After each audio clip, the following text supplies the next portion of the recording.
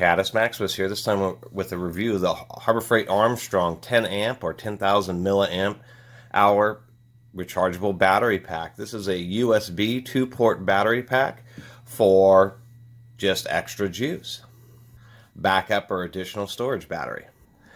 These things are getting cheaper, and I think in the last 6 months, Harbor Freight started carrying a bit more of cell phone and portable electronic accessories, like seems almost every other store. And so they have both a small version and this large version. This, surprisingly, is $25 normal price. I got this for $20 using a coupon, and really works pretty well. A couple, 3 years ago, this is a 5200 or just about half the size of this, and I paid $30 for that just a few years ago. So these things really have come down in price overall. This Armstrong one is definitely not the most premium unit as far as other similar capacity ones out there. There's some really nice ones. Some of them are waterproof and ruggedized and all that kind of stuff. This is a basic unit, but really is pretty handy. Now, this type of thing would charge even a powerful cell phone twice. One thing to remember about batteries is that they're not 100% efficient when you charge them. So if you have a phone with a 4 amp battery, it's going to use about 5 amps of a battery pack to actually put 4 amps into a phone, just because of all that overhead. And that's kind of the issue here, is like this battery pack with my S8 active depends on how low. If I was really low at 15%, it would use this entire battery pack to bring it up to about 90 or 95%, where I've already tested with the Armstrong and it charges it up. Well, this is brand new, so it did indeed charge it up fully twice, which is really handy. These things are also great for like hiking, that type of thing. Just because I used to like to use those handheld GPSs. Now I use an old phone, because an old phone is it's a quantum leap over those old handheld GPSs, just because of the performance, the screen. This is a Galaxy S6, and its GPS receiver locks on within a couple of seconds. None of that holding up your GPS receiver trying to figure out where you are. These things are great. So I bring along a battery pack, and that way I have everything I need. I have my GPS and camera and all that all in one unit. And then with its battery and this battery pack will charge this about 3 times. It means that you can go for a multi-day camping event and have all the power that you need. And that's why I really like them. They could be used for all sorts of any kind of USB stuff. You can use these to drive little USB fans. You can use them to drive these USB flashlights.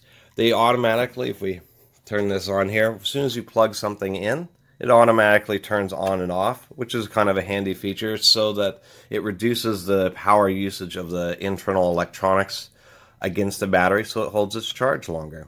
It's one thing that you should also remember about these batteries is the fact that they do have little electronics that are always running, always putting a little bit of a draw on it. How we know that is because it has a soft button. This isn't like a physical power switch, which is disconnecting wires. It's an electronic button, and it always uses some electricity. So you want to keep these charged up. If you use this battery pack up and it's empty or no dots, charge it up. If you throw it in a drawer under that condition, you risk actually ruining it.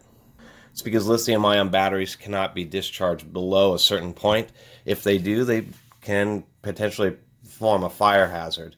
And so that's the issue with those electronic controls, is they're always kind of putting a load on the battery, and you periodically have to rehit it.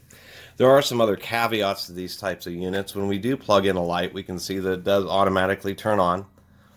And if we wait a minute, I'll shine it like that so it's easier to see. There we go. As soon as the device finishes charging, these have part of the electronics is current detection.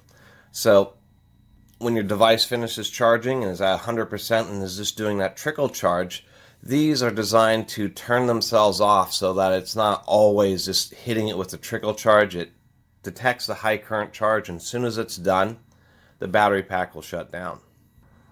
And that's why I have this light plugged in. If we wait a minute here, this should automatically turn itself off. At least it was doing that earlier.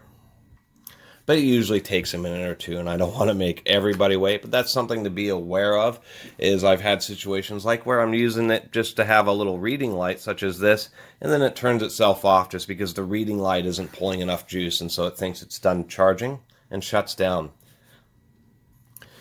Overall, this is not a bad pack. It really sits in the pocket well. It's obvious that it's just some no-name that Harbor Freight is rebranding, just has a bit of silk screening. Even on the website, they show the silk screening up here, so they've already changed the product. It's just a sticker on the back. You can see the smooth area where some other branding product would have had some kind of label around there. The biggest Achilles heel on this product, and I really want to mention that, is this, the 3.1 amp rapid charge. Well, when we actually go into the manual, and that's why I've written it on here, is it's a 2-port charger, but it's actually not like 2 3-amp ports or 3 amps shared between both the ports. If we go into here, we can see that output 1 is 1 amp and output 2 is 2.4 amps. Misleading advertising there, and that is a difference. When you have a 3 amp port, that would charge a tablet or something like that much more quickly. This wouldn't fully charge an iPad or something like that because those have bigger than 10 amp batteries. But it's definitely deceiving when you say that it has a 3 amps output right on the package, but when in reality you have a 1 amp port and you have a 2.4 amp port. That's still a pretty high output, but most people aren't going to read that. They're going to use this pack, or they're going to plug something like a tablet into this outside port and then wonder why it took 10 hours to charge. And that's the reason. And they don't have any other labeling. You can barely see the embossing where it says output 1 and 2, and so that's a bit disappointing. They should be a bit more forward about that, rather than having people wonder why the battery pack's taking so long to charge the device, just because it turns out that it has one low power and one high power port, and neither one is actually 3.1 amps like they put onto the package. It's 3.1 amps combined if you're using both simultaneously. Anyway, I think I'll end the review there. I will mention that the build quality, it is a glued together or ultrasonically welded plastic case, so there is no taking apart destructively. It feels like it's okay, but I'm not sure how many hits against the concrete or something like that this battery is going to take. And I did want to mention that is, nicer ones like this actually has a metal housing that it's all pressed into to give it a little bit more structure and durability. And you're not getting that kind of stuff for such a big pack for such a cheap price. But it is nice, it is at a Harbor Freight, and for 20 bucks, these things can really be handy, especially if you're somebody who's always running out of cell phone juice. Or you have like one of those little USB rechargeable micro Jones. These things really are pretty handy. And quite frankly, I'd rather spend 20 bucks on something like this than 50 on a nicer one of the same capacity.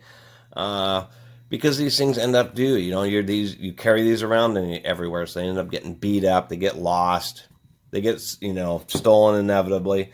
And so it's better when it's a cheaper one, because then it's not quite such a big deal when you drop it in the water or something like that. And it encourages you to keep it and have it around more. Anyway, I really appreciate everybody watching and subscribing. And if you haven't subscribed, please do. Until next time, Catus Maximus out.